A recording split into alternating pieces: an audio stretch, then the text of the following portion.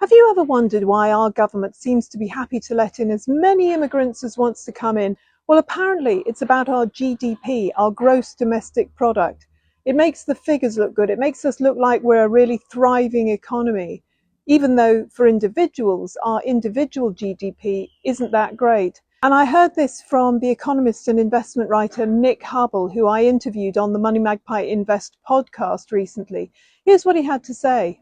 If you think about the pie, the more people, the bigger the pie, simply because people spend money, right?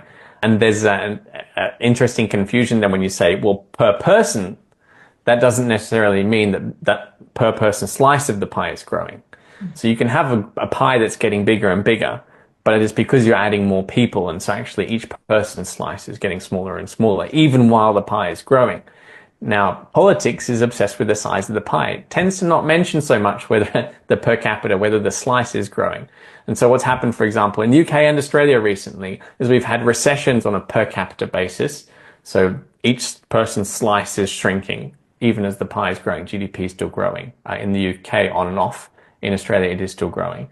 So people tend to vote based on their personal experience, not GDP statistics. So they feel like they're getting gaslit, right? Their slice is shrinking. They can feel their slice shrinking, but the politicians and the statistics agencies are telling them, don't worry, the pie's growing, the pie's growing.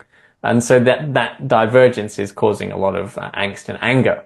If you'd like to see the whole interview, and I would, because it's really interesting, he has a lot of interesting things to say, go to moneymagpie.com/podcasts and watch it, and do put comments on here. What do you think about that? And follow me. Don't forget to follow me. I'm great.